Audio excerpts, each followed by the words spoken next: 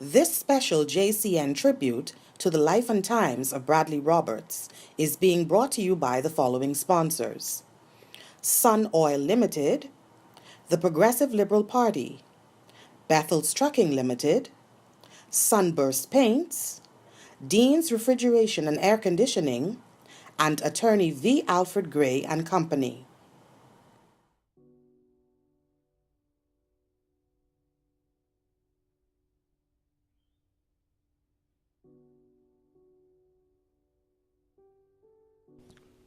Good evening, everyone. I'm Wendell Jones, and welcome to this special JCN tribute to the life and times of Mr. Bradley Bernard Emmanuel Roberts. He was a businessman. He was a former national chairman of the Progressive Liberal Party. He was a former cabinet minister and member of parliament for the Grantstown constituency, which later became the Bain and Grantstown constituency, which he represented for some 25 years. Mr. Roberts did not seek re-election in the May 2nd, 2007 general elections, but he was sworn in 2002 as the Minister of Utilities and Public Works. He was born in New Providence on Christmas Day, 1943. And on our program this evening, you would hear from some of his friends, you would hear from his colleagues in politics, and you would hear from someone who was in business with Mr. Bradley Roberts. There are many Bahamians who remember him affectionately as Big Bad Brad. And so on our program this evening, you would hear why he became known as Big Bad Brad. The nation was shocked to hear of the passing of Mr. Roberts from a massive heart attack.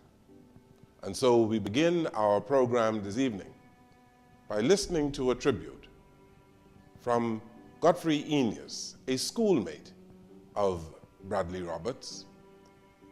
And then you would hear from his brother, Dr. Robin Roberts. You'd also hear from Ms. Karen Strawn, who is the corporate secretary of Sunshine Holdings Limited, his former colleagues, former Prime Minister Perry G. Christie, and the current leader of the opposition, Philip Brave Davis, who worked very closely with Bradley Roberts, who became chairman emeritus of the Progressive Liberal Party. Our tribute in earnest of Bradley B.E. Roberts begins now. When do you think, Mr. Roberts, that we would see an appreciable decline in the level of unemployment in the country? The U.S. economy has rebounded and rebounded extremely well. There is real growth now in the United States. Mr. Obama's, his rate of acceptancy and people are looking at him as being someone who made things happen. When do you think we would see a significant decline in our unemployment situation? Well, first, Mr. Jones, it's significant that just this past week we saw the Dow Jones average hit 18,000, the first time in the history of the United States. As you mentioned, there's been good news on the economic front, on the unemployment is going down and so forth. The Bahamas usually has a kinship with the United States. When they start to improve, our fortunes start to improve because more tourists from the United States, which is our biggest market, start to come to the Bahamas. So that's positive news for us on the horizon. But they've been improving for a little while, for some time. But we're not seeing... Not to the extent that the voters feel that they were happy, because just in the recent election, in the midterm election, the Democrats got slaughtered. All right, so it's a bit of mismatch.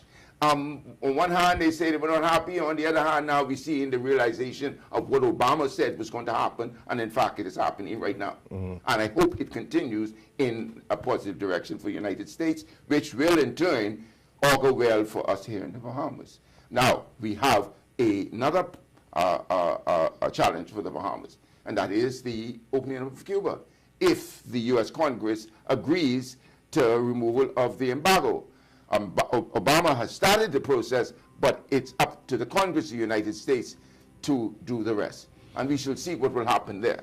Do you see the fortunes of our country declining with the opening of Cuba, with the lifting of the embargo? Fortunes in the tourism industry? Mr. Jones, let's not stick our head in the proverbial sand. The Bahamas benefited as a result of the closure of Cuba. Yes. Our fortune started to go in an upward direction from the time the embargo was placed on Cuba, Yeah. and we've been growing as a result of it. It stands to reason that there may be some reversal of that. But because of the relationship that the Bahamas has with the rest of the Caribbean and so on, and we all advocate this mutual coexistence, I believe that we will continue in a positive direction. The tourists will go to Cuba and tourists will come to the Bahamas. But we have seen a report in recent days, the IMF report, which spoke of the market share that we are losing, that the Bahamas has become not as attractive as it used to be. Yes, we did slip, according to that report, Yes. 2 percentage points Yes. over a 7-year period. But that is significant, isn't Yes, it? it is significant. And it obviously sends a very, very clear message to Bahamians that we got to pull up our socks, that we are in a competitive situation, and that we just cannot sit back on our loins and expect that the same old to continue. That we need a new injection, new enthusiasm in our forward movement in tourism. That we got to re-energize ourselves, and that leading to the direction of recapturing our #1 position. But you know, that re-engineering, re-energizing, that must be led by the government, wouldn't you say? It has to be led by all parties concerned. No, but The all can't government- lead. Well, no, but we could all move together in one direction, and whilst it is desirable that we all sing together in harmony to receive an objective, that we Right. should all be moving in harmony to obtain an objective. But the point is that if we are going to see the improvement in our product, if the tourism industry is going to grow, the government of the Bahamas must take a leadership role in transforming the product or re-energizing it. Well, that has to be led by the Ministry of Tourism. Yes. They have the experts there in tourism, people who study and continue to study the tourism business. The largest industry in the world today is the tourism industry. I mean, it's eclipsed all the other industry, according to something I read the other day. Yes. The United States attracts large numbers to its shore. The other countries around the world do the same thing as well, too. So we all in this business together, and we in the Bahamas, if we're going to maintain our niche, we have to reinvent ourselves, and we must position ourselves to that position where we are attracted to people to continue to come here. This is the 50th anniversary of the Ministry of Tourism, 2014. The ministry was organized as a ministry in 1964. And During the internal self-government. yes, January 1964. And there are a good number of Bahamians in the industry and who are people who are armchair watchers in the industry who do not believe that we have taken advantage of our proximity to the United States of America. We have not taken full advantage of the serenity that we have, the beauty of the Bahamas. How do you respond to those kind of comments? Well, Mr. Jones, from my observation, the Ministry of Tourism appears to be re-energizing itself. They got new people coming in, new, brighter, sharper people with a lot of academics and so forth. The minister is listening to these people. He's also engaging consultants in the area of tourism to advise the government as to what they should be doing. And once you put all that together, it should all go well for the positive growth of the country. Let's leave the tourism industry a little while, but I want to stay on the economy of the Bahamas, Mr. Roberts, on the statement of a lack of empowerment of professional Bahamians to really earn what they think they deserve to earn in our country. There are a good number of professional Bahamians, whether they are architects and engineers and others, who believe that they are being displaced in their own country. Mr. Jones, I have heard this over and repeatedly, and not just yesterday or even 10 years ago. It's an ongoing thing. And it will continue to go on. The reality is that we are living in a global village today, Mr. Jones. And if one is sitting and expecting for something to be placed on one's plate, then I think one is moving in the wrong direction. You have to be aggressive. You got to sell yourself. Nobody's going to come and put anything in your lap. If it's out there and it is for you, you will get that. If you don't go then pursue it, somebody else will embrace it and will leave you behind. That's the way I see it. But we are being driven by this global village, and that the competition is getting stiffer and stiffer every day. You got Bahamians engaged overseas in companies overseas who are competing for business in the Bahamas, Mr. Jones. Bahamians living overseas, working for foreign companies who got their eyes on business in the Bahamas. And one might argue, should they not have an interest as well too? They're Bahamians too. But they are working for a company elsewhere and so forth. So there we have it. The competition, Mr. Jones. Competition keeps one on one's toes. And one cannot assume because you're a Bahamian and you live here in the Bahamas, you're entitled to certain things when you got Bahamians who are living elsewhere. Yeah, but there are some Bahamians who expect their government to protect them in To the extent that you're able to do so, Mr. Jones. But let's talk about legal immigration, the extent to which the government allows people here legally to displace Bahamians who are quite qualified and willing to take positions. We're not talking about illegal immigration now. We're talking about the legal immigration. That there are professionals who feel unprotected by government policy. Well, then we'll have to have a look at that, Mr. Jones, if that is the case. But, you know, let's take, for example, in the legal profession. I am aware that there are a number of lawyers here in the Bahamas who are unemployed, and there seems not to be any work for them. Whereas the accountants, for example, that seemed not to be the case. Okay? So I think that our people, in looking ahead as to what area they should get involved, have to examine very carefully and identify and evaluate whether they wish to go in direction A, B, C, or D.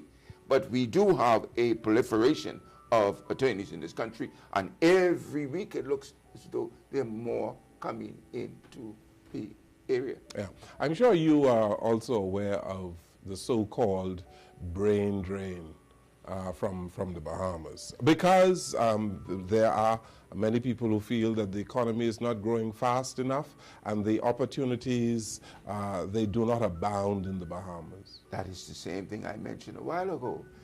Companies, international companies, are pulling away, or Bahamians are gravitating to those companies.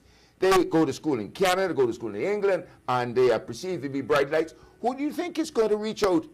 Don't you think they'll reach out and embrace those people? They're doing so, Mr. Jones. We live in one big global village today, and in order to compete, you better be good in your area. If not, you're going to get left behind. As simple as that. Yes, sir. Yes, sir. Okay.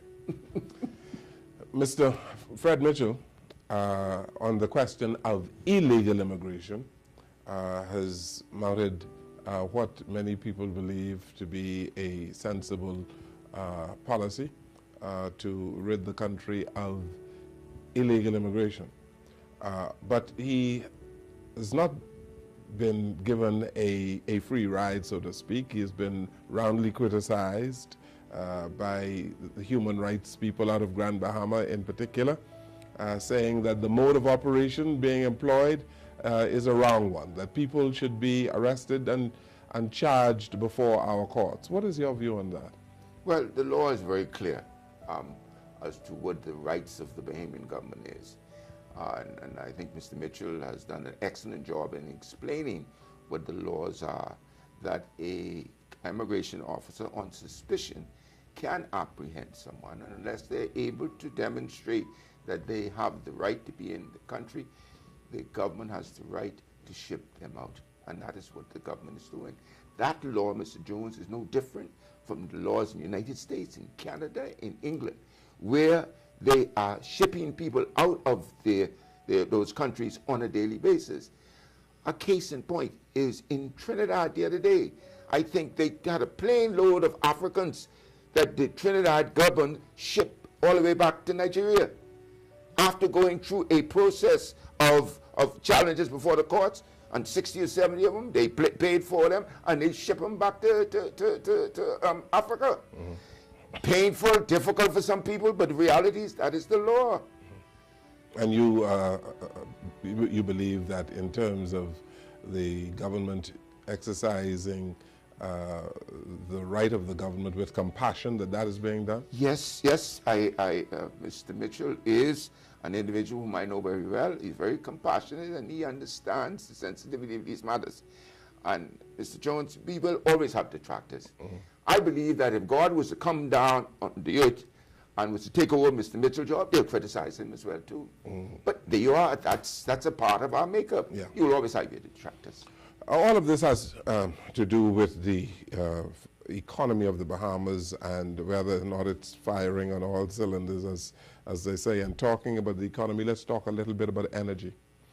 This year, the Bahamian people have been waylaid and they have been really battling with high cost of energy. Well, Mr. Jones, has been a bright spot though. The price of gasoline has gone down substantially, yes, but not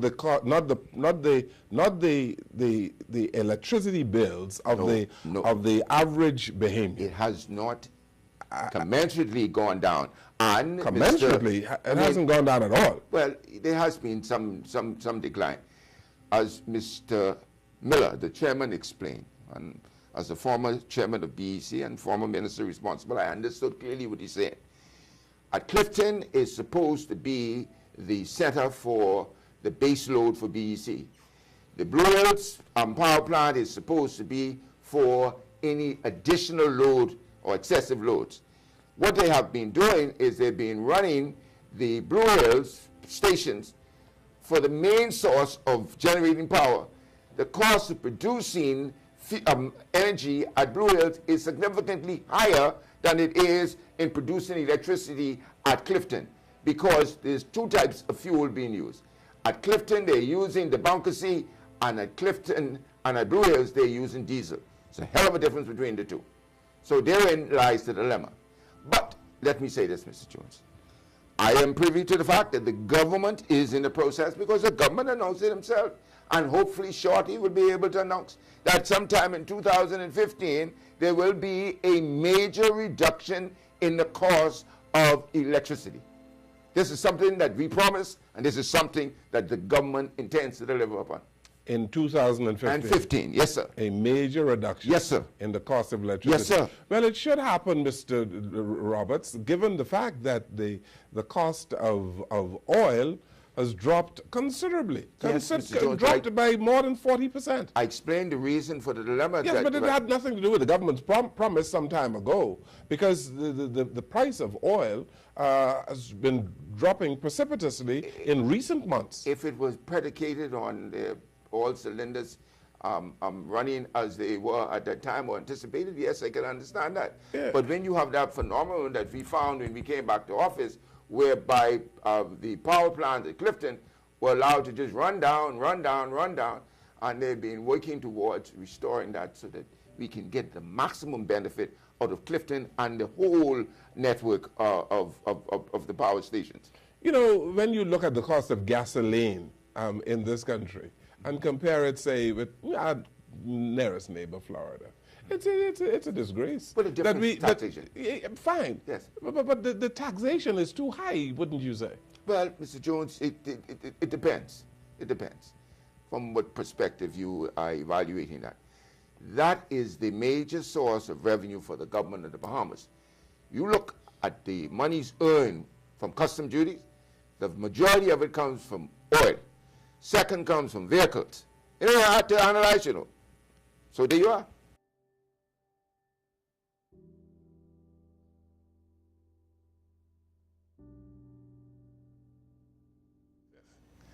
I just primarily wanted to speak on testimony on his life, his legacy, his ability, his knowledge in business, his dynamics in politics, one as a father, one as a friend, one as a colleague.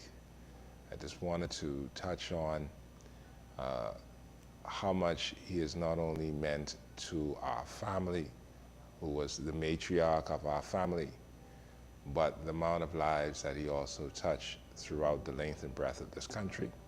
And also, as I continue to hear and receive the condolences of many persons internationally, some of his political colleagues in the Caribbean, who he has known for quite some time, and also throughout the global world. My father was a very humble man who came from very humble beginnings, who achieved a great deal of success and lived a very full life in his 74 years, as he was just 2 months shy of his 75th birthday, which he would have celebrated on December 25th this year. One of the things I would like to say about my father that many people may not be aware of is that he always kept himself extremely grounded and rooted in his religious belief as an avid Roman Catholic. That was one of the driving forces of who he was as an individual. And also he wanted to see the improvement of our Bahamas, in which every single Bahamian, if possible, lives could be improved. He himself, who came from humble beginnings in which monies and opportunities were at a minimum, he wanted other persons to experience some of the things that he has experienced. Maybe not as on a grander scale, or even the skies with a limit, but he fought for the small man. He wanted to give them a voice, an identity, and more particular, an opportunity. He lived a very colorful and dynamic life as an individual, and he achieved so much in his time on earth. Persons are aware of his business involvements, in which they started from scratch. People are only aware of I would say, the results of the fruits of their labor in terms of his involvement as one of the founding members of the Sunshine Boys. But they went through their growing pains and a lot of lean days and years in which they finally, with commitment and trust in one another, persevered. To the rest of the Bahamas, I want you not to be saddened on the passing of Bradley Roberts, but to celebrate his life. Celebrate the way he impacted your life. As a friend, as a political personality, as a business enthusiast and giant, but he wants to be often remembered as a person who fought for the best interests of the Bahamas. No one loved this country more than my father, and he wanted to see all Bahamians improve and have a very good, rich quality life. He was full of life, full of character, a jokester, a prankster. Many of you know him He loved his phone, and he would send you out very colorful comments and memes every day. Don't be saddened by his passing. Rejoice his life. He spent 74 years and 10 months. Do not focus on the way he died, but just the way he lived. You see, sometimes in his colorful attire, that's who he was as an individual. He loved life, and he wanted others to experience the same thing in his life that he experienced as a man, from a very young age to his middle years, and then also leading up to his untimely death. Celebrate Mr. Roberts' life. He was a son of the soil who loved his country dearly. He loved his Bahamian people dearly. And to many people who are not surprised, who may be surprised, he put a lot of sacrifice. He sacrificed a lot, for the greater good of many people. And he just wanted to see his Bahamas leave it far better and greater than the day he first met it. Bradley Roberts will be greatly missed, but his spirit lives on in all of us who he touched, who he imparted his knowledge with, who he joked and laughed and rejoiced with, from his church, from his business colleagues, from his political colleagues, and from his friends and associates alike. He's a man of all seasons, and he's a man who only wants to see his country excel. Celebrate his life. That is one of the things that keeps me grounded and supported in his passing. All of the discussions and talks, as not only a father was he to me, but later on he became my best friend. And as a best friend, he shared many things to me that keeps me comforted now while he has left us in the physical form. Smile when you hear his voice. Laugh when you hear him laugh, because he gave us much to smile about, much to be appreciative about, but he inspired us all. And through that inspiration, I hope through all of you that everything that he shared with you, that you can use it to also enhance your life. Celebrate his life, celebrate his legacy. That is the way he would like to be remembered by all here in this country. Celebrate the life and legacy of Bradley Roberts. That's what keeps me grounded. That's what keeps me smiling. That's what keeps me going. I just want to thank all of you here who listened to this brief commentary and testimony from me to my father and my best friend. Celebrate life, because at one split second, it could be gone. I did not have an opportunity to tell my father goodbye on his last few moments on earth, but I know he hears me and he hears all of us now. Again, celebrate his life and legacy. And God bless the Bahamas, and celebrate life, and be appreciative and love everyone who you come in contact with. Good afternoon, Bahamas. This is a very, very sad occasion that I am here today to talk about a very dear friend, my mentor, my confidant, my neighbor, my shareholder, my partner in business, Mr. Bradley Roberts. I have known Mr. Roberts now for the past 45 years.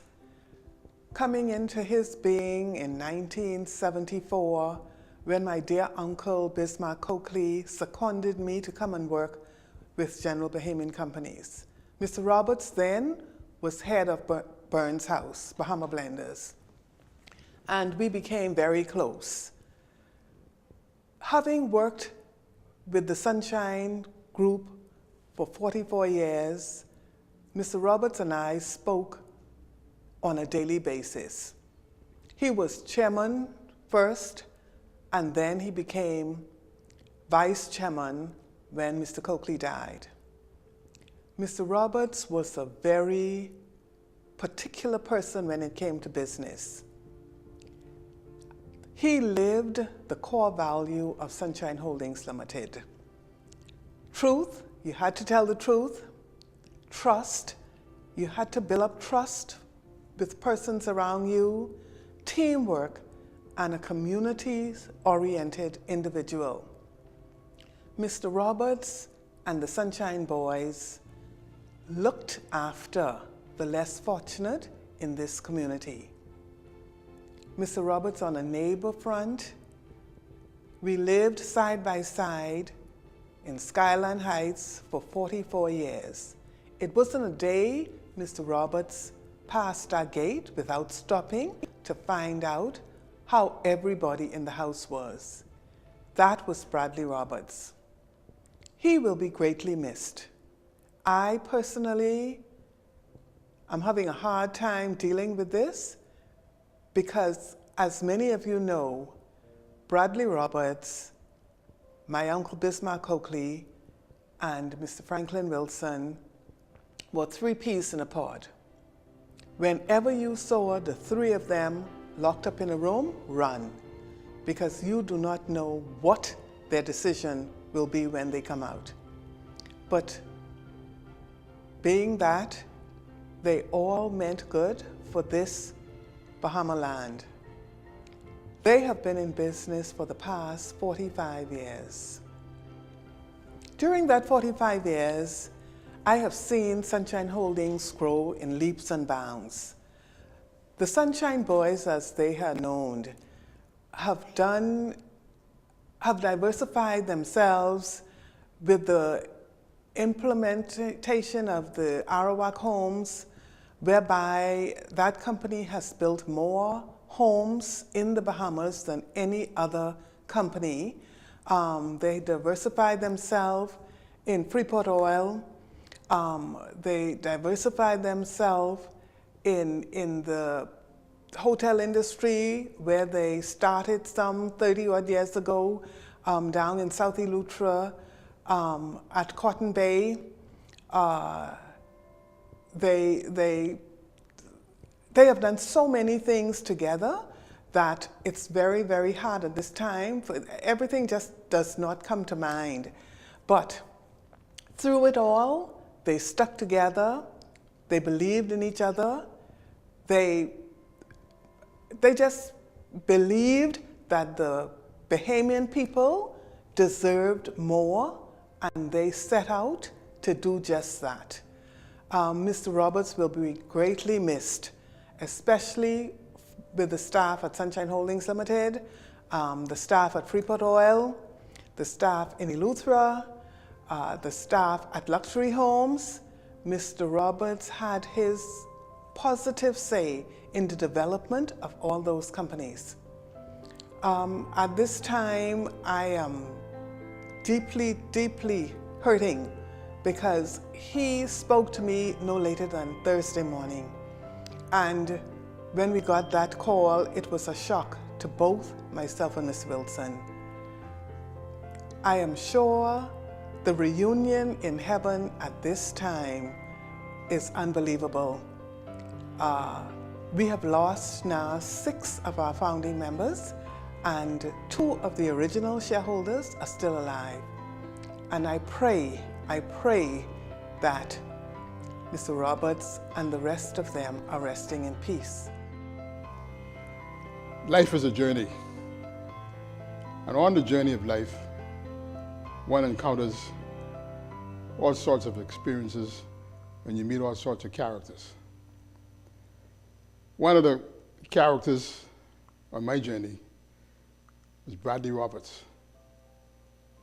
It seems as if I have always known Bradley, and it preceded our relationship as classmates at St. Augustine's.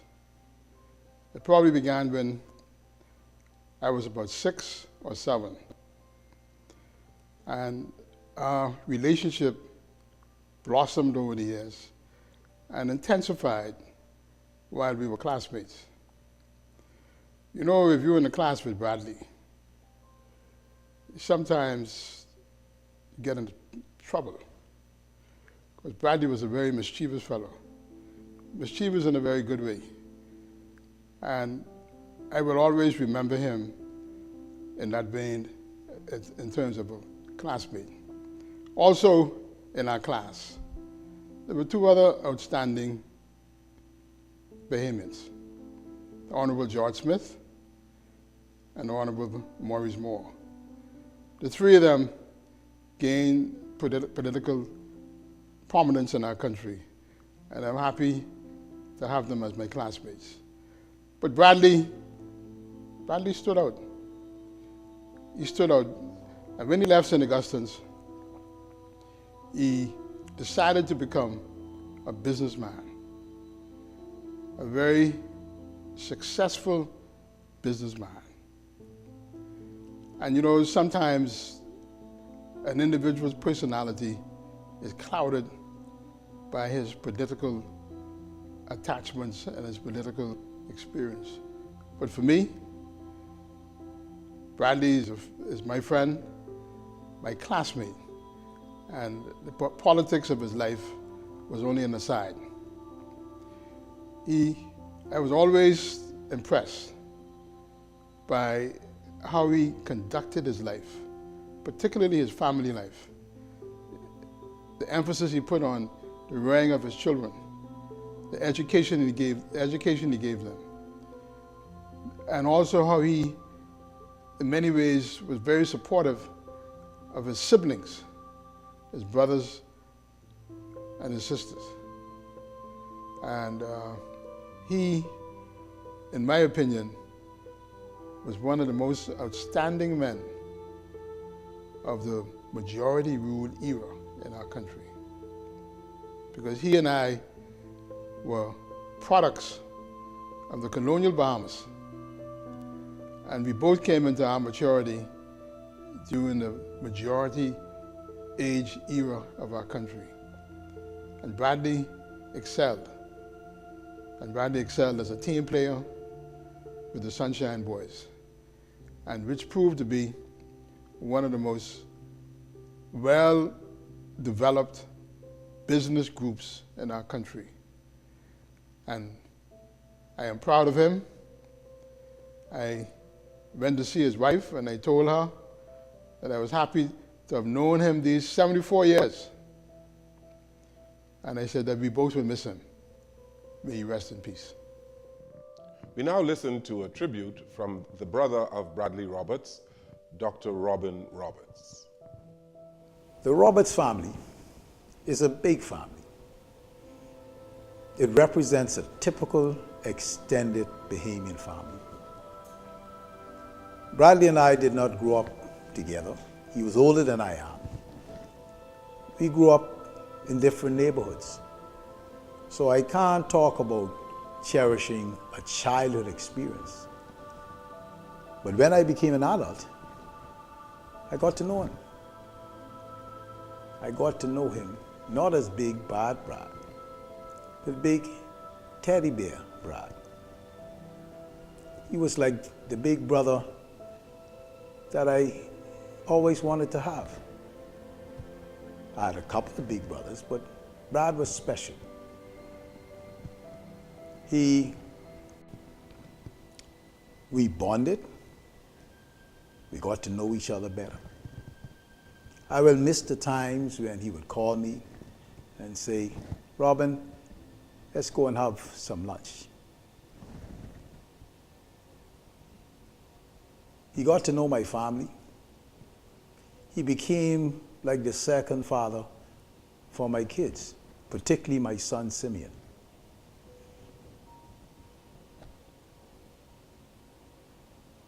He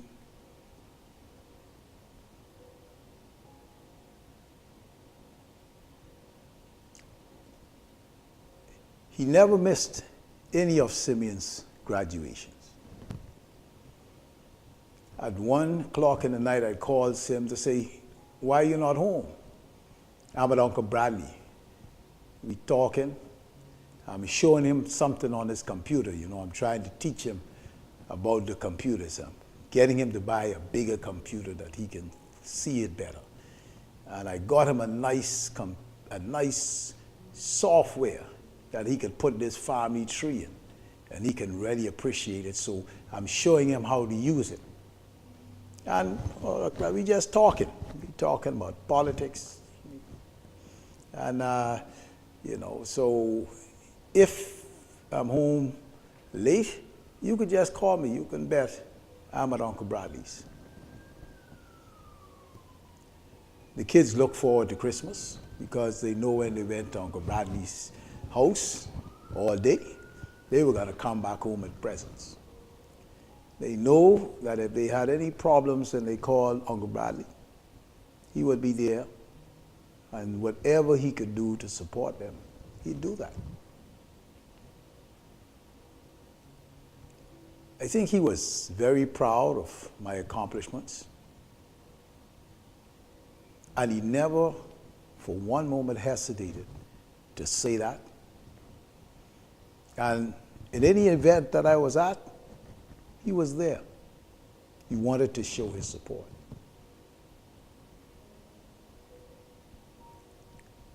But I really didn't get to appreciate how many people really respected him, admired him, valued his wisdom. There are so many times in my office my patients would come and they'd ask, "Are you Bradley's brother?" And when I say yes, I would normally say, yeah, I'm the smart one. And they would laugh. And I think what I admired most was they would break a smile. They would say, "Wow, he's a great friend." Okay? Or, do you know, he gave me my first break in business. Or, you know, he comes by every now and then, and he would bring something for me. I would hear people talk about his philanthropy in his community. Even although he was out of politics, there were families that religiously every month he would go by to make sure that they have money for food, groceries, to help support the kids. That was him. He did it naturally. He didn't ask anyone. And I admire him for that. We never spoke politics. I think we had a couple of differences there. There were occasions he would invite me to come back home, as he would say so. But we respected each other and our differences. And even at our family gatherings, it was accepted that we don't talk politics. We enjoy each other, and we don't get into any arguments of who favors what or who does what. And that further bonded the family, because we have some strong heads in the Roberts family. But I think of all the things I cherish, looking at him as a politician, something that he loved, is something that was deep within him.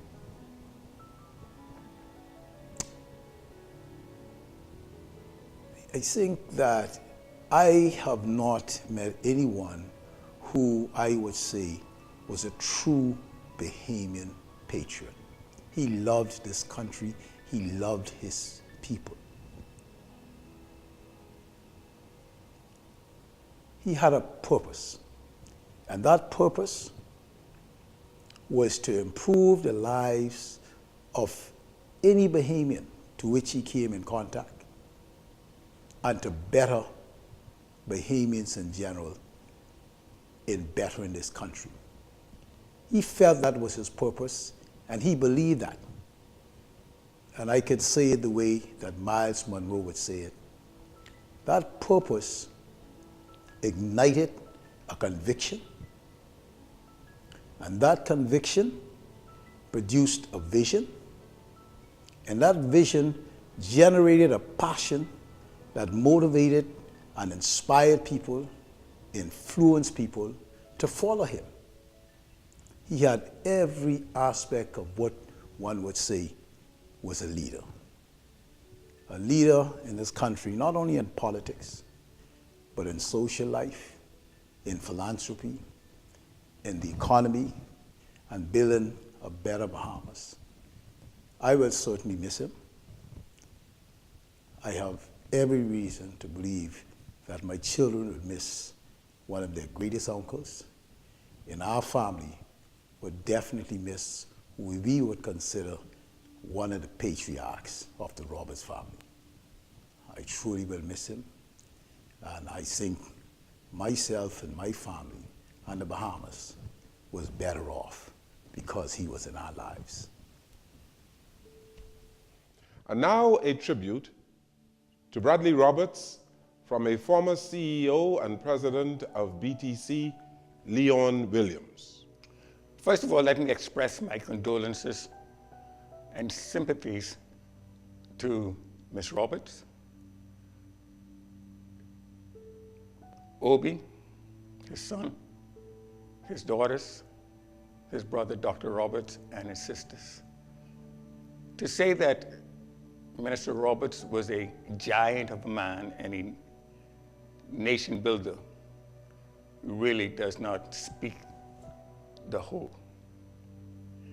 The government of the Bahamas in 1966, through an act of parliament, made the telecom department into a corporation, the Bahamas Telecommunications Corporation, trading as Batelco.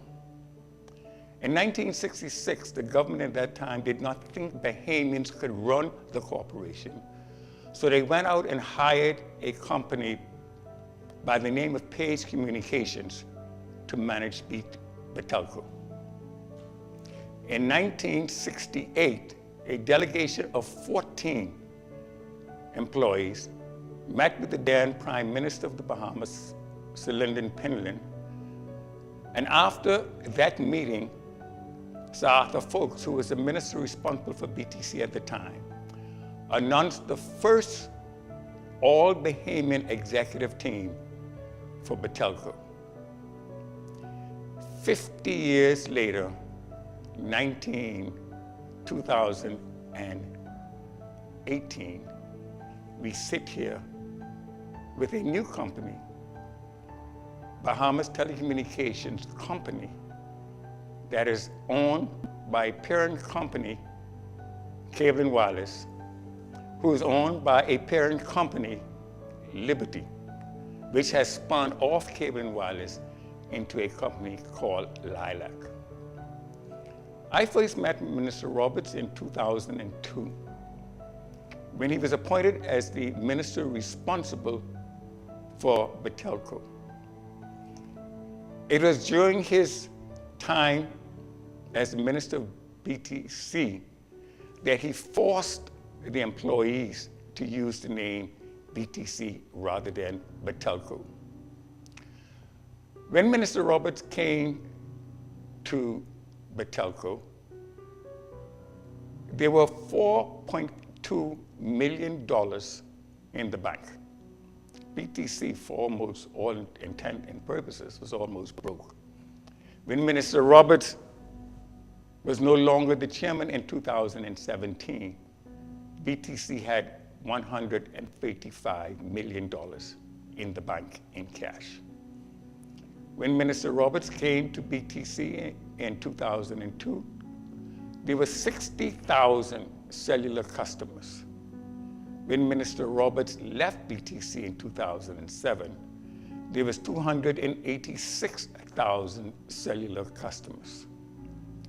When Minister Roberts came to BTC in 2001, BTC revenues were at $226 million. When Minister Roberts left in 2007, BTC's revenues were at $357 million. To say that Minister Roberts made strides and grew BTC is putting it mildly. When I first got introduced to him as the minister, he was not too sure at that time how things would work out. And so that he wrote to Sir Albert Miller, who was the former chairman and who had recommended me coming out of Grand Bahama to be the COO at BTC. And he called me over to his office and showed me the letter of recommendation that Sir Albert Miller wrote.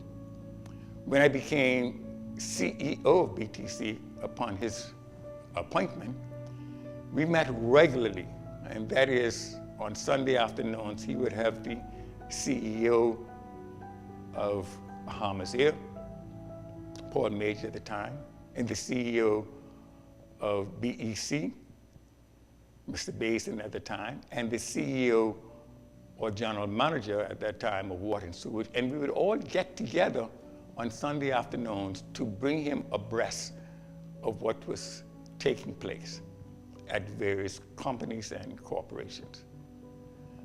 Minister Roberts was an innovator. He was a technology buff, if you put it mildly. When he came to the organization, BTC, he introduced DSL. When he came to the organization, there was no Wi-Fi.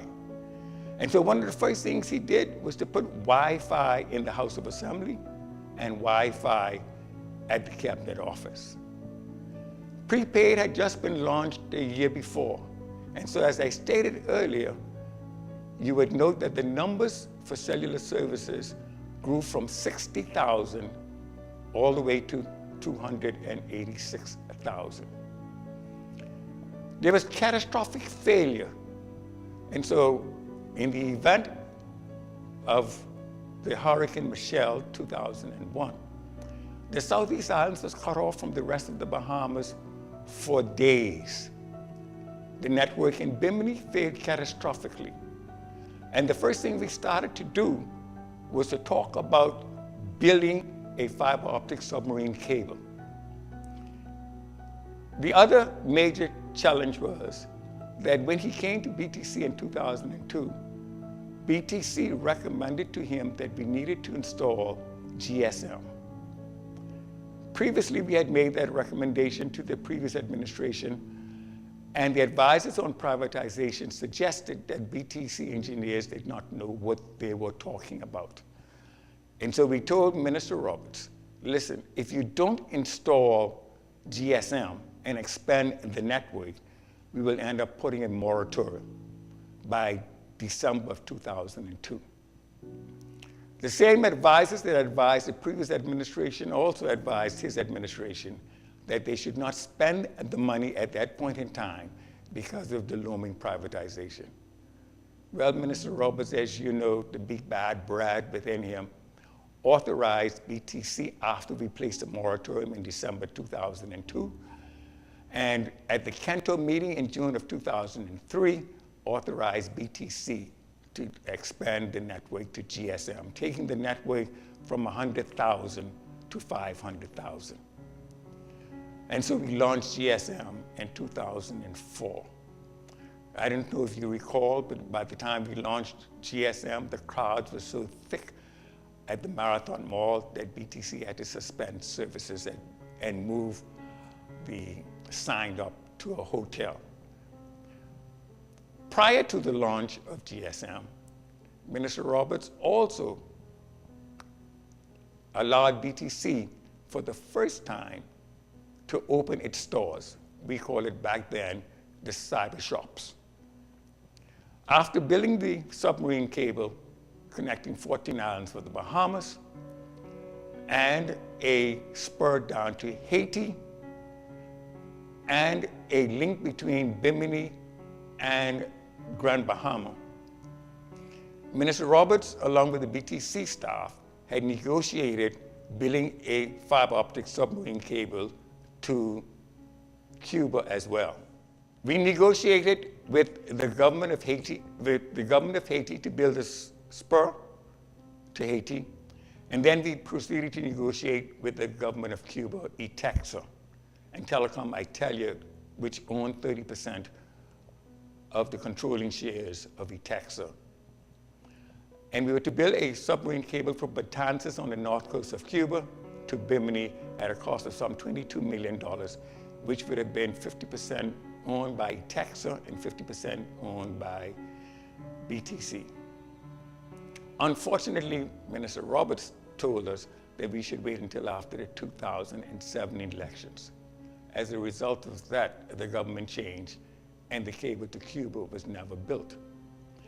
In 2006, when we negotiated the building of the cable to Haiti, the government of Haiti gave BTC the first right of refusal for a GSM license.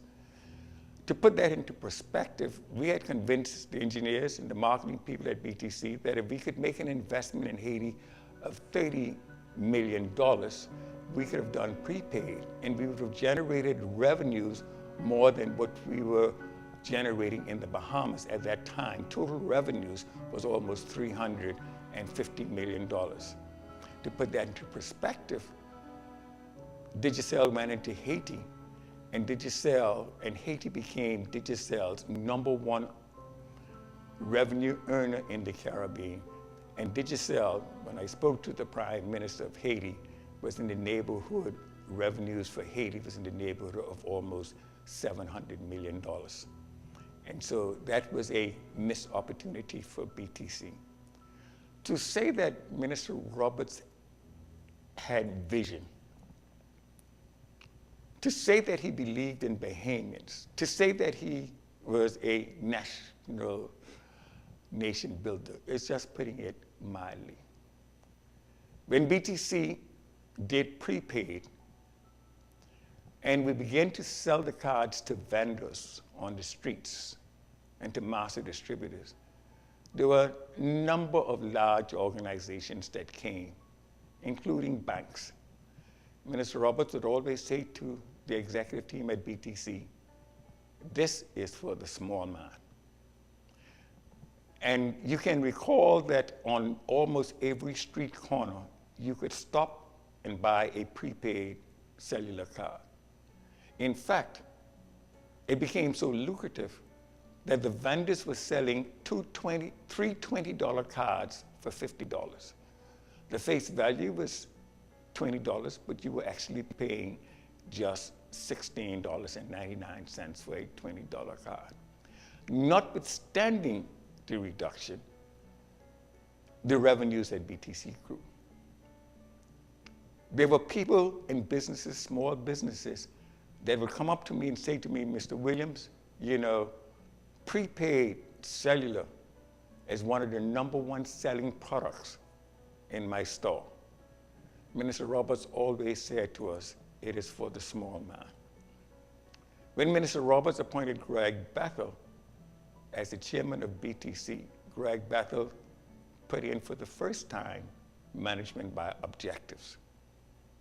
Greg Bethel then recommended to Minister Roberts that the executives at BTC should get an increase in salary. At that time, the executives at BTC were the lowest paid executives from all the corporations. We negotiated a salary increase in 2006. Minister Roberts approved it. And I can tell you, between 2006 and 2018, I believe it was the last increase that Bahamian executives got. Let's go back to Minister Roberts being for the small man. Minister Roberts believed in profit sharing. He believed in shares. And when the unions negotiated their contract, Minister Roberts insisted that they put in the contract profit sharing. And as a result of that, he said to them, look, I will set a target, for example, of $50 million profit. If the employees do $60 million, the $10 million on top would be put into a pool, and then we would share it between the organization and the employees. It was the first time and the only time that profit sharing was written into the industrial agreement. Minister Roberts knew that privatization was on the horizon, and as a result of that, he and Chairman Greg Bethel, insisted that we train Bahamian executives. To that end, we send the Bahamian executives off to Harvard University. We send them off to Duke University. 3 of our senior managers were seconded to Nortel. And as a result of that, as senior managers before they were appointed to executives within the organization. Minister Roberts, there has been a long trail of ministers who did fantastic work at BTC. But I believe in my heart of heart that there is no other minister where BTC technologically has grown than it did between the periods of 2002 and 2007, technologically. Or financially, to take an organization like BTC from $4.4 million in the bank to $135 million, from $226 million in revenues to $357 million. I think that record stands. Personally, it was Minister Roberts who made me the CEO of BTC in 2005. I served with him on the board of BTC between the years 2012 through to 2017. May his soul rest in peace. Bradley Roberts served in the cabinet of Perry G. Christie, who served as Prime Minister of the Bahamas for 2 non-consecutive terms. Mr. Roberts served in the cabinet from 2002 to 2007. We listen now to a tribute from the Right Honorable Perry G. Christie. On so many occasions in Bradley's presence, I have spoken a verse from the book of Psalms, which speaks to the finality of life and the unpredictability of it. When will you die? How will you die? We know that there are no real answers to those realities.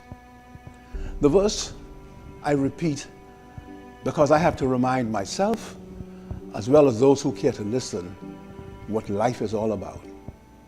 And it goes as follows. As for a man, his days are as grass. As a flower in the field he flourisheth. For the wind passes over, and it is gone, and the place thereof shall know it no more. Final. That's it. Period. Full stop. I have repeated that verse in political circles as well as in Parliament because it speaks to the fact that what has happened to Bradley will happen to each one of us.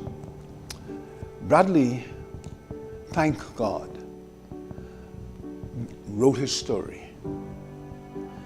Many people have heard me speak often of an old African proverb, until lions have their own authors, the tale of the hunt will always glorify the hunter. Bradley did not wait for others to tell his story.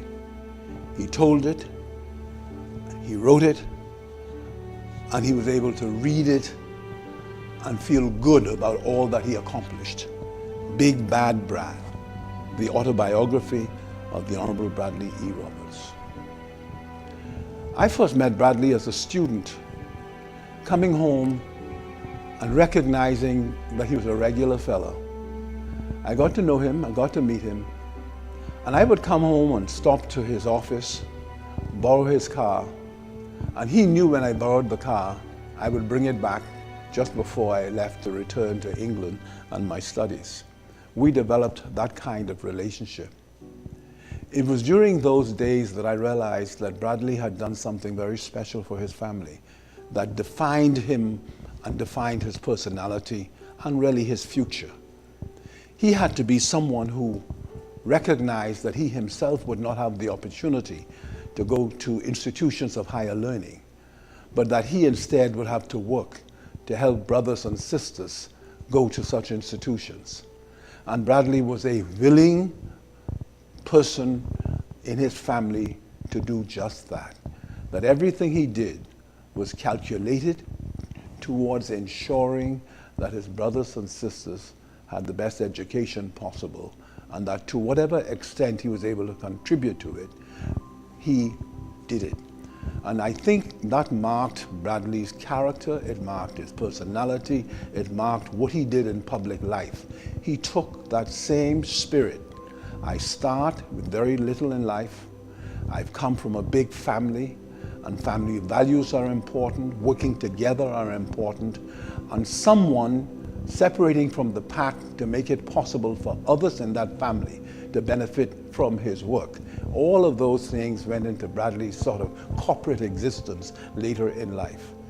Bradley achieved mightily in business. And again, before politics, I saw him as a business person. I saw him ascend the ladder of success as a businessman in the liquor industry. I saw him become a part of a new fledgling group, the Sunshine Boys. I saw the sense of pride they had when they got together. And let me say, many of us had the opportunity to be a part of them. Few of us saw the wisdom of it at the time. But I watched that group grow into a mighty, impactful group in this country, and Bradley was a significant part of that.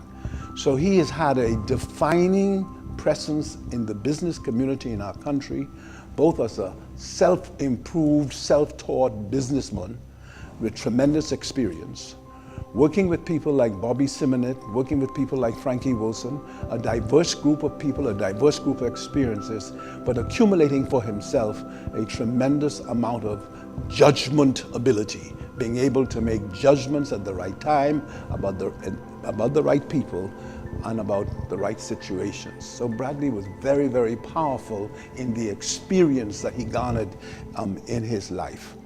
Bradley in the community was something special. And this again, how I got to see him. He's a big social animal, he's a big fella, but wherever he went, he was developing friendships.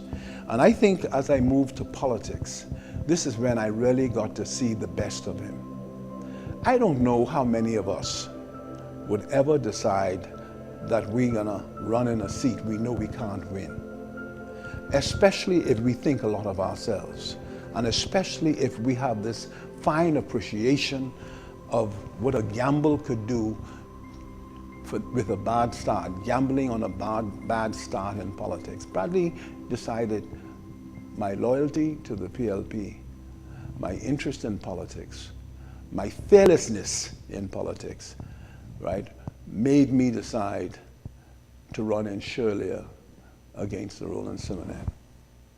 A big decision by a big man, demonstrating that I don't have to win a seat to support my party.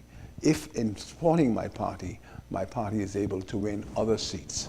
Bradley demonstrated to young people that there is value and virtue in being able to make the right decisions in politics. Even if you're an aspirant of the highest office, that sometimes you have to start at the very bottom, and sometimes you have to go through the difficulty of not being successful. Eventually, Bradley received the nomination for Grantstown in succession to A. Shadrach Morris.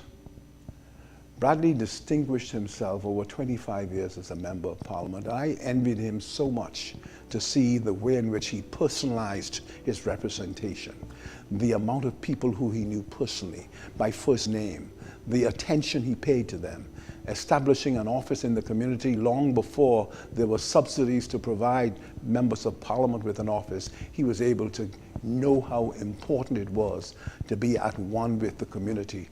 And Bradley endeared himself to the people, firstly of Grantstown, and when it transformed itself into Bain and Grantstown, he endeared himself to that level of representation and the people who were in that constituency. I've seen it, I've known it, I've inherited part of the constituency, I inherited, he gave me his his building for my use without cost. I've seen Bradley in politics, personal and upfront, and he was one hell of a contributor to how a member of parliament should serve and how he should service his people. Bradley distinguished himself. There is no more eloquent a way to describe it. He was impactful, he was powerful, and it is a defining period for him and for people to look at. With respect to my winning in 2002, Bradley was a very important part of my winning. Now, it's important for me to say that when I first ran as leader for leadership of the PLP, Bradley supported Dr. Bernard Nottage, my opponent, and Bradley, being Bradley, came to me and says, "Christy, listen, man, you know I love you very much, but I'm supporting BJ in this round." And I said, "I understand." There were other colleagues of mine who eventually served with me in my cabinet who took that same position.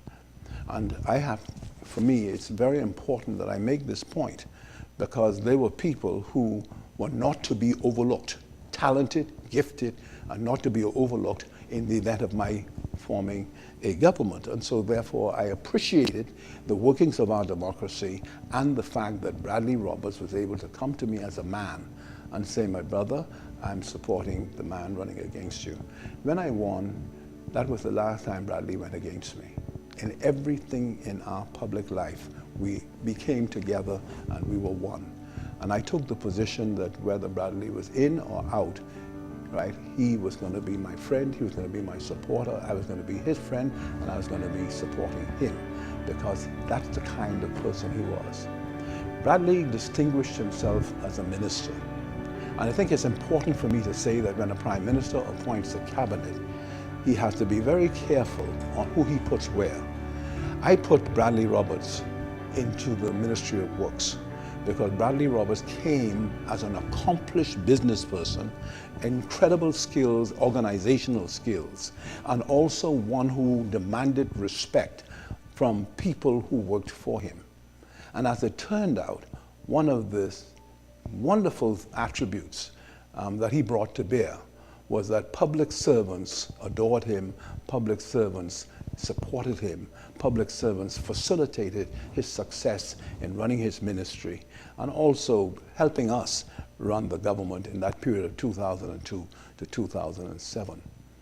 Bradley Roberts has always been someone who, around the cabinet table, brought his acumen, brought his knowledge, brought his wisdom to bear on others' portfolios. And so he was an active minister, a dynamic minister in his participation at the cabinet level, and always geared towards ensuring that our operations had integrity up front. And Bradley was very strong on that issue, very uncompromising on that issue, that we must be direct and straight in our dealings, be honest in our dealings. And Bradley was always at the table, along with others, articulating the importance of that, given the narrative that our political opponents like to use about corruption. And Bradley was very, very strong on that. And he said, listen, we must be able to look them in the face and defy them and push back against them and take whatever position. And this is where I describe perhaps the greatest quality he brought to public life, and that is fearlessness. A man could be intelligent. A man could be wise. A man could be sensible. But not every man is fearless. Bradley was fearless. Bradley had 1 gear. If I use an analogy in driving a car, he had 1 gear, and that was forward. That car had no reverse, had no neutral. Forward, uncompromising, forward, forward, onward. That was Bradley Roberts. And yet, I should tell you, behind his rough exterior, or sometimes rough exterior, Bradley had a heart of gold. His people of Bain and Grantstown, the people of Grantstown understood that, saw that. People of the Bahamas generally saw that because he was a major philanthropist. He went well beyond what he earned as a minister, what he earned as a member of parliament, in giving gifts to people and helping people in hard times. And he became known for it, and people looked to Bradley for assistance. He was one of those persons in public life who developed a reputation for interventions in people's lives. But his fearlessness in Parliament, his fearlessness in debate, his fearlessness on issues led people to provide him with information. It was almost stunning to see, whether in opposition or whether in government, the information Bradley received from people who, he would say, proverbially put it in the garbage tin. And he would come up with these bombshells, bombshell number 1, bombshell number 2, bombshell number 3, by people providing him with information, all intended for it to have a positive impact on the course of development, either correcting or challenging the government of the day as to what is taking place, or correcting some fault that he has discovered and other people deemed it to be so. So Bradley kept on as a major contributor. One of the things I will remember, well, two of the things I remember him for, was that he had this real commitment to understanding the relationship between infrastructural development and the development of our economy and the expansion of our economy. He was an advocate for major infrastructural development because he said no matter how we look at it, we cannot develop our country, we cannot develop our islands. Prime Minister, he would say to me, unless we have infrastructure. He says, you've articulated an anchor policy where you want an economy to develop around each island. And for us to do that, we have to have the airport in place, the roads in place, the water in place. And I found it amazing because I remember when the FNM promised water in Inagua and put the pipes in the ground before an election. Bradley says, Prime Minister, we have to go in and put the water there. So we went in and put the water in Inagua. And I can never forget the joy of the people there. We went into San Salvador and did the same thing. We went into Long Island. Bradley took us into Deadman's Key, Long Island, and put the water there. We went into Bannerman Town and put the water there. Bradley saw the importance, all right, of being able to provide fundamental infrastructure to stimulate the economy and give confidence to people that they could invest their monies. And I treasure his advice around the table that led us to that. Perhaps the most important contribution he made to our country that will have to be written about is that when he was Minister for BTC, Bahamas Telecommunications Company at the time, Batelco, he came to me as Prime Minister to say, the FNM had an opportunity to put fiber optic cables throughout the Bahamas, and they declined to do that. They refused to do it. I said, what would it cost? He says, around $30–40 million, was he said at the time. I said, now Bradley, we need to be able to do something to prevent this breakdown, this catastrophic breakdown in communications after hurricanes, where the whole country is paralyzed because towers have fallen down and we have no way of communication. Bradley convinced me with Leon Williams that we should put fiber optic cables.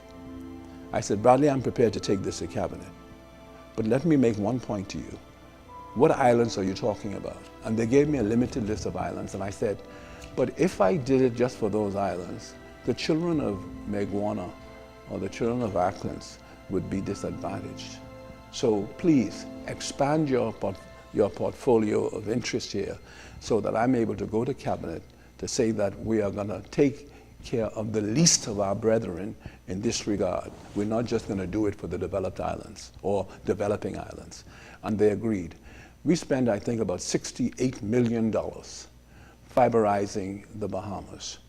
And the fact of the matter is, it is the basis of our communications today throughout our country. It's the basis of our infrastructural strength throughout our country. It was a decision that my government made, that our predecessors did not make.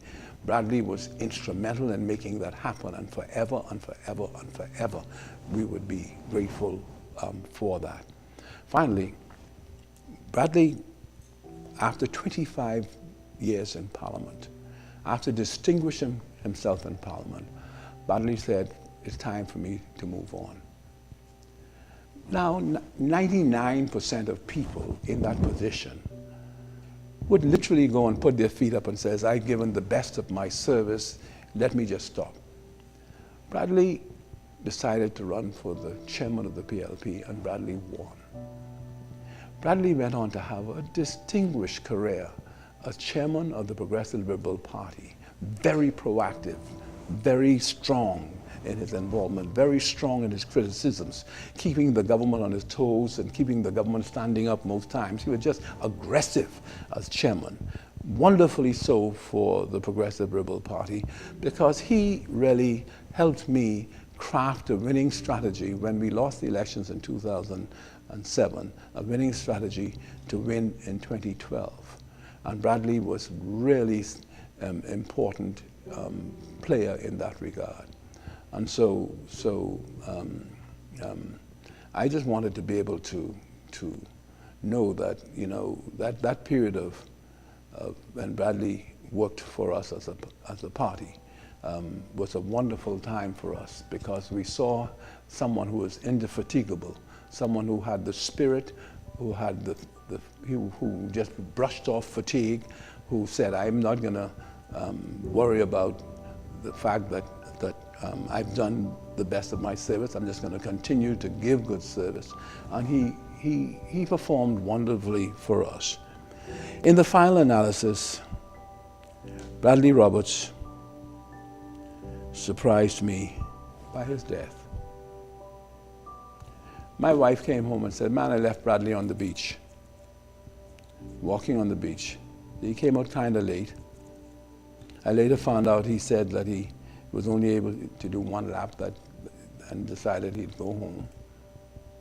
People said that he messaged them up to 11:40 that day.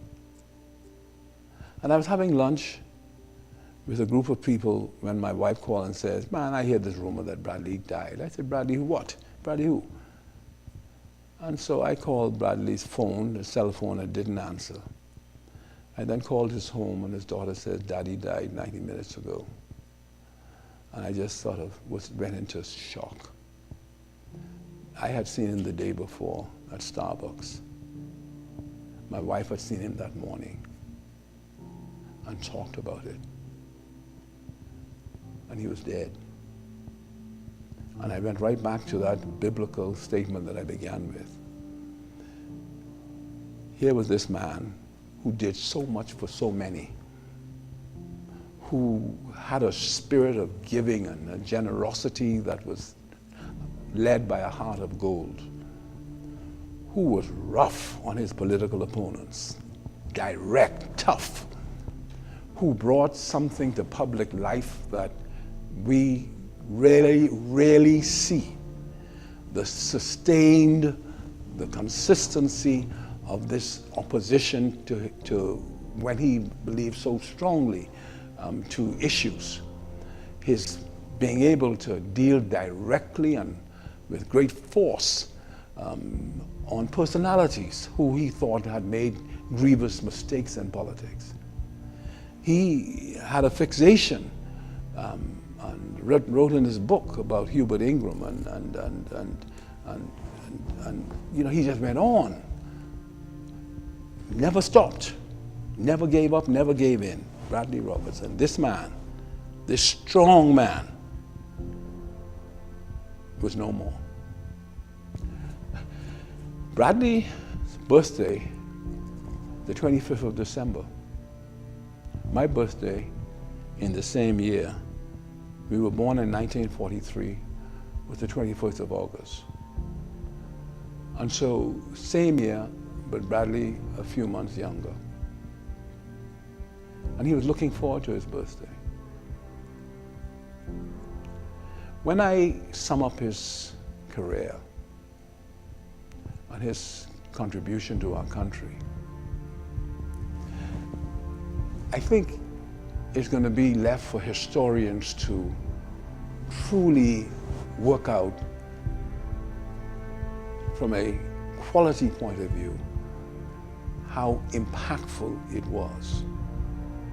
But I knew Because of his support, I won general elections as a leader of a progressive liberal party. My party won. I knew that. I knew his contribution continued to be defining contribution. I knew he made extraordinary efforts to assist us in winning. Much more importantly, in defeat, he never ever allowed himself to stay on the ground and never allowed the organization. Yes, Christy, we've been knocked down, but we have to get back up. And he would remind me of my quote, 7 times down, 8 times up. We have to get up and we have to move on. The strength of Bradley Roberts is what a political organization needs for the continuity, for the continuum that we are in, going forward, going upward, keep on going forward. And Bradley Roberts came at a time when, unlike strong people in our past, and I'll tell you something, the Sunshine Group evolved into a new model of FNMs and PLPs. And despite Bradley's strength and conviction about personalities, Bradley, from a corporate point of view, was able to coexist and exist magnificently with the addition of FNMs into the mix of the Sunshine Boys. Senior, significant people who supported the Free National Movement. And that model, right, is a model that is, I think, an indication to what it takes in our country to be able to move forward and guarantee some level of success.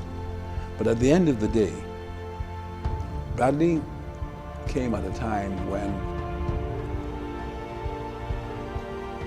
Orville Tinquest, Sir Orville Tinquest, had said to me in London many years ago, the country had produced few real politicians. And I asked him what he meant. He said, people who give their entire life just to politics. Every issue is politics. I said, well, who are those people? He said, Stafford Sands was one. Lyndon Pinling was one. And he said, Hubert Ingraham was one.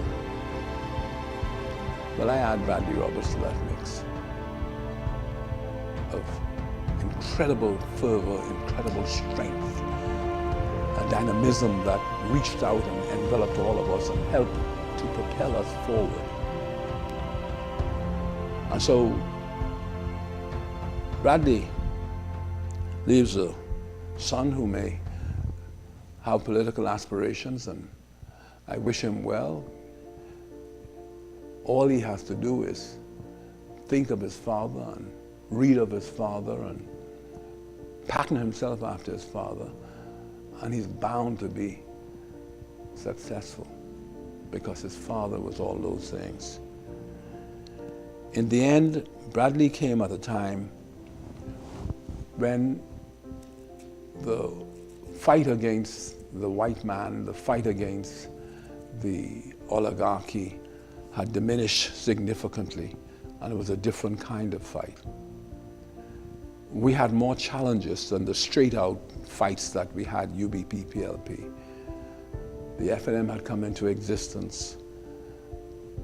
Black people on both sides of the political fence who believed in their country, who loved their country. And Bradley had to be very specific in how he dealt with them. It was different. Greater challenges, I thought. But he managed those so well and impressed all of us who were his colleagues.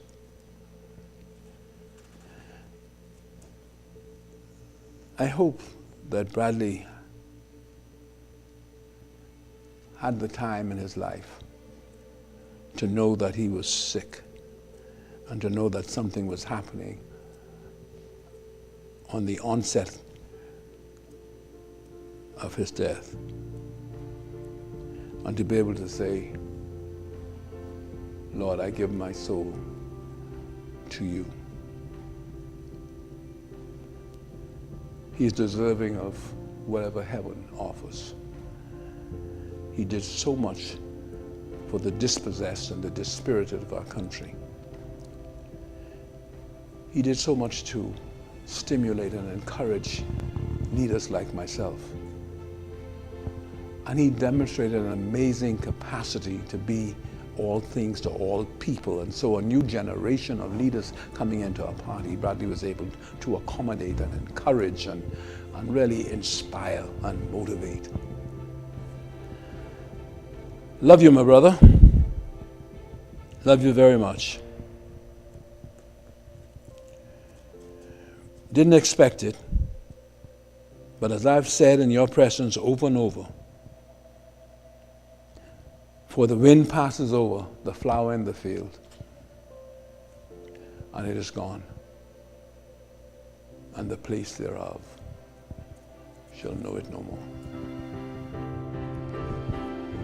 After the 2017 general elections, Bradley Roberts became Chairman Emeritus of the Progressive Liberal Party.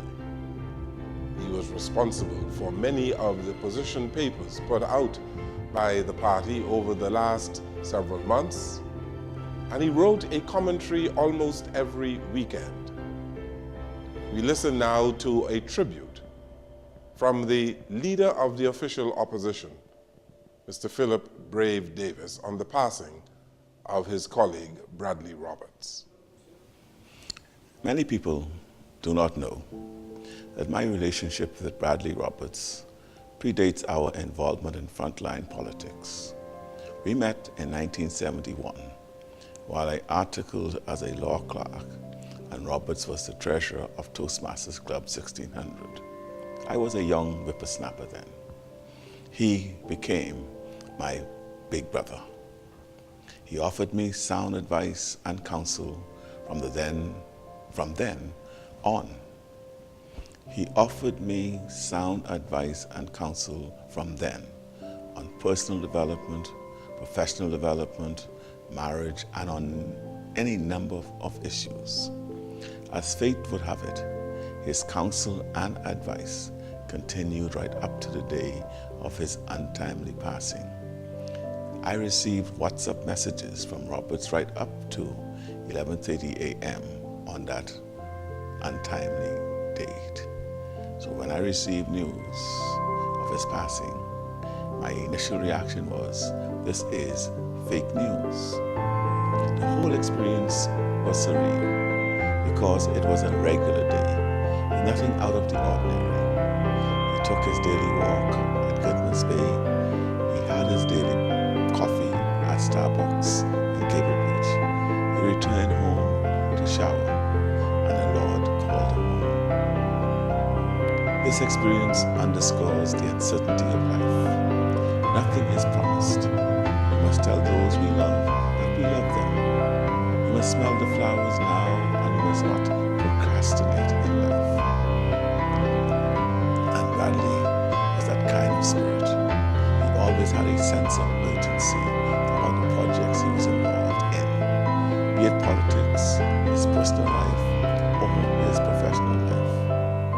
A little-known fact is that Mr. Roberts was not the front-runner to contest the Shelia constituency against the then Premier Sir Rowland Simonette. Bradley was nominated from the floor of the National General Council, who overturned the recommendation of the Candidates Committee to the Council for ratification. He would go on to lose to Sir Rowland Pop Simonette in 1977. He lost twice actually, in 1977 and 1982. As fate would have it, Shadrach Morris, the honorable member for Grantstown, died suddenly in 1982, not long after the PLP won the 1982 general elections. Needless to say, the PLP would secure a by-election victory, and thus the birth of the political career of Bradley Roberts. Another little-known fact is that Bradley is the great-grandson of Ernest Lincard Bowen, who represented the Southern District of New Providence in the House of Assembly for 14 years, for the period 1911 to 1925. So he came from good political stock, or he had good political genes, so to speak. One could persuasively argue that politics was in his blood. He was a successful politician. Roberts faithfully represented first the Grantstown and later the Bain and Grantstown constituencies for 25 consecutive years, from 1982 to 2007. They were more than constituencies. They were iconic and historic communities. Affectionately known as Big Bad Brad by friend and foe alike for his commanding voice and fearless firebrand style of politics, Bradley kept an open garbage bin and was never shy about sharing its contents. He was well known and loved especially by our supporters for holding the government's feet to the fire and exposing what many considered acts of impropriety and malfeasance. This led to Bradley being forced to secure additional security as he suffered death threats in the lead up to the 2002 general elections. But beyond his scorched earth approach to politics, he was funny and witty. Many agree that Bradley was a larger-than-life figure in both politics and business, but he was also full of life, energetic, and had a passion for helping others. He lived a full, purposeful, and colorful life. Beyond the bombast and his aggressive political disposition, Bradley had a heart of gold and a soft spot for the poor, the disenfranchised, and the voiceless. He was a nationalist at heart, a staunch supporter of the progressive movement, and cared deeply for the country he loved, the Commonwealth of the Bahamas.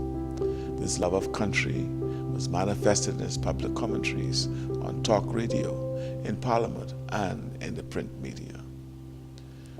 Roberts was my dear and personal lifelong friend.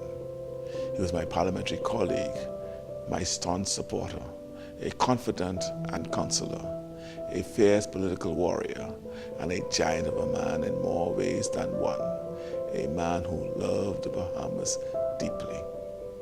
He was also a loving husband, a supportive, caring, and loving father, and of course, a doting grandfather. That is how I will always remember Bradley. Bradley's record of public service and professional accomplishments are well known to many. He was a strong advocate for self and professional development. His extensive career as a public servant included chairmanships on multiple statutory boards and authorities. It included the Bahamas Electricity Corporation, now BPL, the New Providence Port Authority, the Housing Commission, the Water and Sewage Corporation, and the Gaming Board of the Bahamas. He also served as a director of the Bahamas Agricultural and Industrial Corporation. In his latter years in public life, Bradley served his country faithfully as a cabinet minister from 2002 to 2007, as the substantive minister with responsibilities for works, utilities, Patelco, now BTC, and Bahamas Air. He superintended the largest and most expansive technological upgrade of the then public Bahamas Telecommunications Company, which included the 150 gigabyte submarine cable that linked all of our family islands and Haiti. Mr. Roberts also served as acting prime minister on several occasions. Professionally, he was a major figure in the beverage industry for many years. He held directorships at various times in Burns House Limited, Commonwealth Brewery Limited, Abdab Limited, and Bethel Robertson and Company Limited. Mr. Roberts was also a founding member of the Sunshine Group of Companies. His directorships in this group included Arawak Homes Limited, Ildutra Properties Limited, Sunshine Holdings Limited, Freeport Oil Company Limited, In-Flight Kitchen Limited. He also served as chairman of Sunshine Holdings, president of Burns House, the vice chairman of General Company General Bahamian Companies Limited, and Vice President Director of Freeport Oil Limited.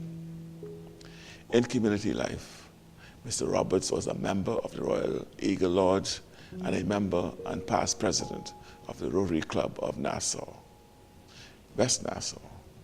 He was a leading lay member of the Roman Catholic Church and lifelong parishioner at St. Francis Xavier's Cathedral. Mr. Roberts remained an avid world traveler and an outstanding genealogist, albeit an amateur one. He possessed what was probably the largest privately owned database of Bahamian family trees and pedigrees in the Bahamas. With his passing, the Progressive Liberal Party has lost a consequential voice of conviction on any number of issues of national import. He was certainly a drum major for peace and social justice and equality. He was opinionated and passionate about the policies of PLP and national development. He will be sadly missed. On behalf of my wife, Anne-Marie, my parliamentary colleagues, and the entire PLP family, I express heartfelt condolences to his devoted wife of over 50 years, Hartlin, their children, including Nicole and Obi, and their 5 grandchildren. May his soul rest in peace and rise in glory.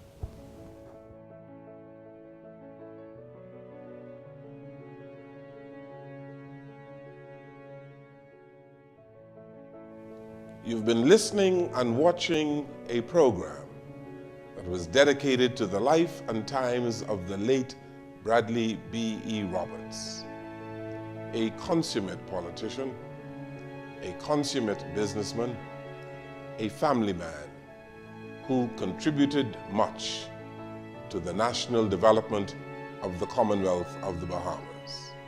May his soul rest in peace. Good evening, everyone.